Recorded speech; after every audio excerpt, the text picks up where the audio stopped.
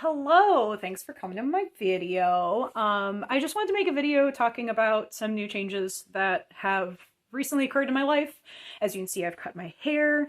It's much shorter than I've ever had it, especially in my adult life. I think my mom gave me an embarrassing little bowl cut when I was in first grade or something, and I just was always like, I am always gonna have long hair going forward now because I just hated it so much. But I've been wanting to just cut my hair and try something new. There's a lot of really cute styles out there that are shorter, and I've kind of wanted to do like, oh, like maybe a Lilith or Moxie cosplay, and it's just harder to do with a whole ass ponytail. So I just, yeah, and I wanted to donate it. I donated my hair 10 years ago as well, and I was just wanting to do it again. I took this last year to kind of grow it out because I've always kind of cut my own hair and my bangs and everything, and I'll sometimes cut my ponytail in different layers to kind of give it a little bit of a shape that I like. But I was just like, I am going to try to grow it out so it's as even as possible and try to condition it really well and try to make it in good condition that it can be donated. I don't chemically treat my hair or anything. I have never dyed my hair, and I was wanting to dye my hair. So I think that'd be a lot of fun to do with a smaller haircut. It'd be a little less dye while I'm playing around with different colors and seeing what my hair takes to as well. As much as I'd love to have had like a big Tarangalila purple ponytail back when I had long hair, it'll grow back out. So I'm very lucky and fortunate that I can do that. So I wanted to just make this video talking about my hair and also talking about this new phone I'm recording on that I just got recently, because I've had some kind of difficult feelings with these changes. I'm not a person that's totally averse to change, but sometimes it can be a little complex, and depending on the change, it can be a little hard for me, and I wanted to kind of talk about how this haircut has like made me reflect a lot too. So anyways, so yes, I did donate my hair. I donated to Wigs for Kids. The reason why I picked Wigs for Kids was because I feel like they're very transparent about how they want the hair taken care of while it's shipped. They want it cut into 4 or 6 sections in braids and rubber banded and all this sort of thing, and wrapped in tissue paper. They want it completely dry. They have a whole thing online actually that you can follow, or you can go to a certified donation hairstyle specialist. Usually great clips in the area seem to pull that up, but I'm a very stubborn person, so I wanted to cut my hair myself. And also 10 years ago I donated to Wigs for Kids, and I didn't cut it into sections. I felt really bad about that. I felt kind of guilty, and I also had cut my hair just to a short ponytail, which was kind of what I wanted with this, but I went a little shorter for, you know, more length to donate because it'll grow back for me, right? But I picked Wigs for Kids because of that transparency. Another reason I picked them was because there's another company that's pretty well known, but at the time in 2013, they had just come under a little bit of controversy for losing or not accounting for like a couple $1 million a hair, 5 million maybe.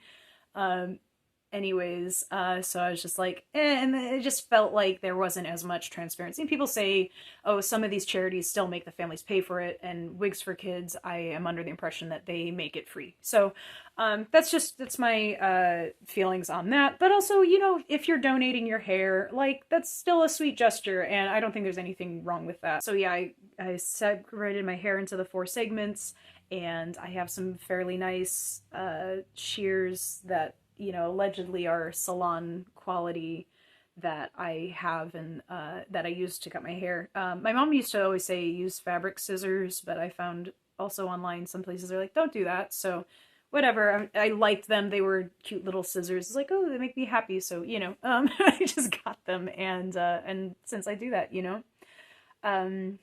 So I'm hoping to grow it out a little more. I did cut it a little shorter than I really meant to.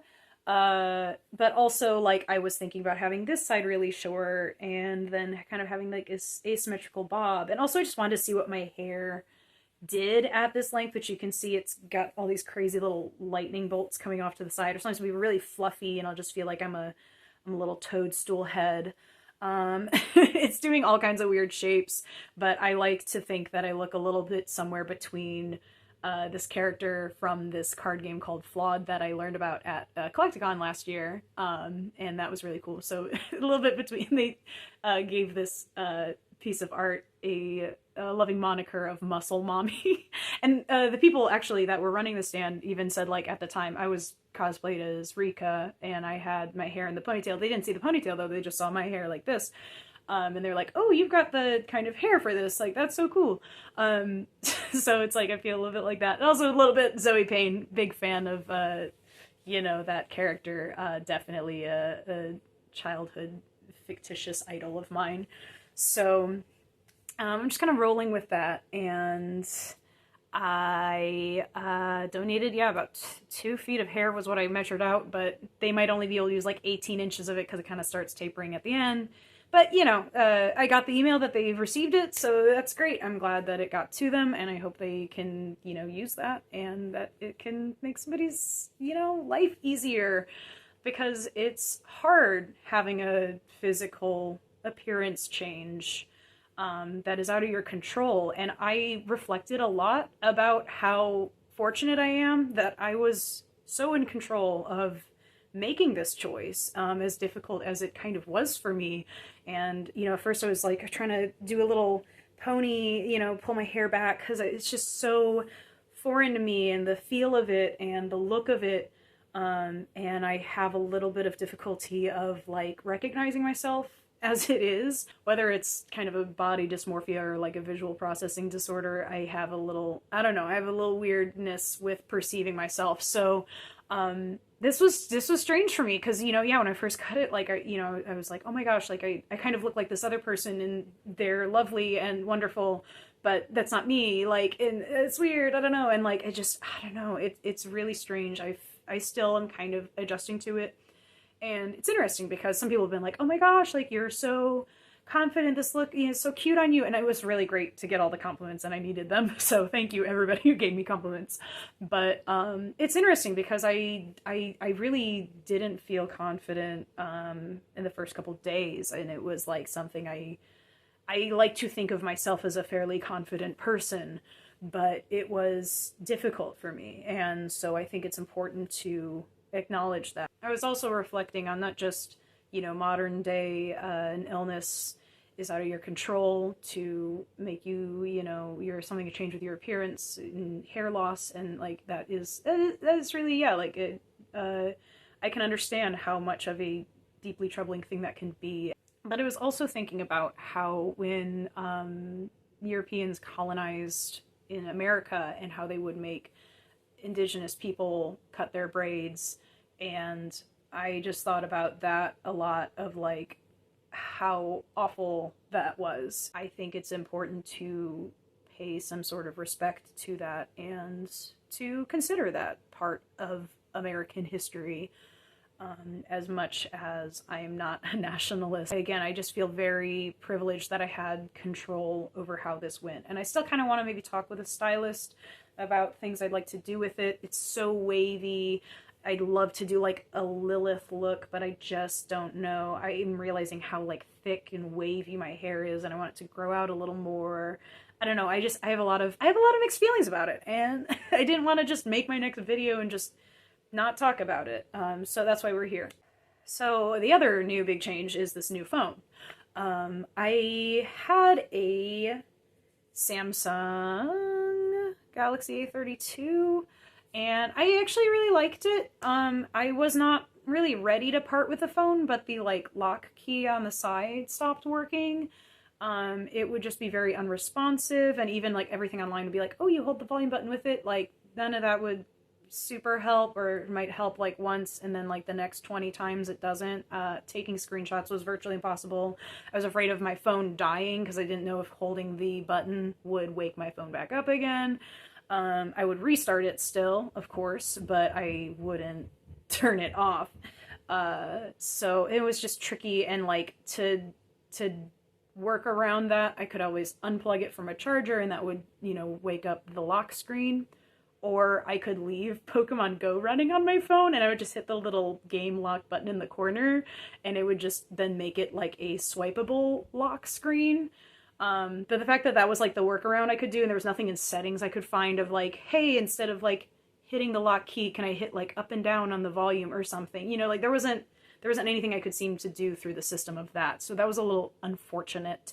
And I took it into a cell phone repair shop, and they were like, this is not a problem with your lock key. It might be the circuit board is failing. So that was alarming. There was also another person in that same store that had the exact same situation. Same phone, same lock key issue. And I'm just over here like, dude, this is some planned obsolescence stuff. I'm mad. I was really upset because I'm like, I have had this phone for maybe 2 or 3 years, and it's already failing, like in a way that a repair shop can't fix it.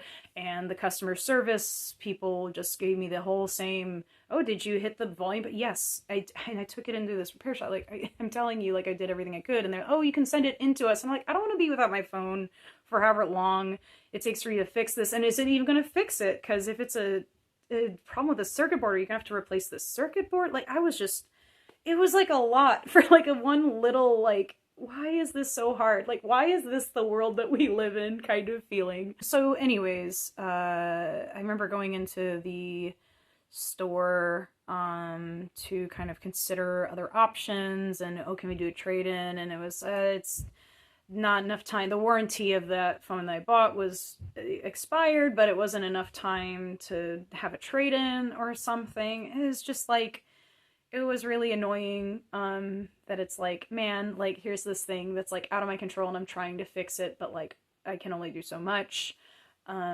So I eventually was like, you know what? Fine. Yes, I'm just going to do this. I'm going to go for it. I'm going to just change my phone. I'm going to get a new phone, and we're going to just do that, and it's going to be great.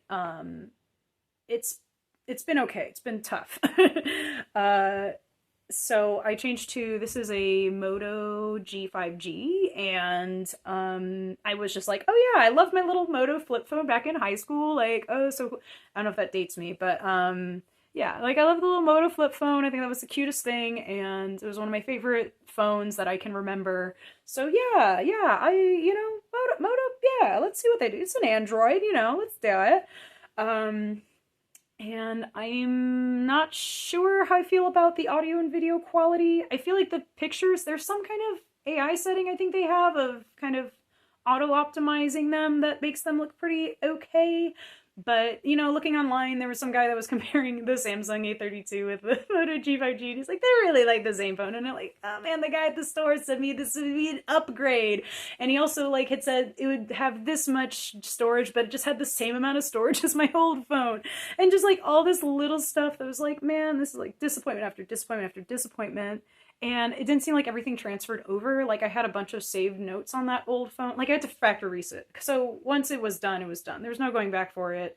There was no, oh, I changed my mind. Like, I wish I had just bought this phone and then kept my old phone in case what happened, I could at least be like, okay, cool. Let me like get my old phone numbers and notes, and I still haven't tried to see if I can access my Facebook. I was like, I might be permanently locked out of my Facebook, but also that's not necessarily a bad thing, because I'm just like, whatever. I was spending too much time on that site anyways, and I think that there's a way I can work around and get into it, but it's just like oh, you can send a code to your phone, and it's like, we don't recognize this device. And I'm like, yeah, because I just changed it, but it's me, I promise. And the emails associated with that account are no longer existent, so I can't change the password.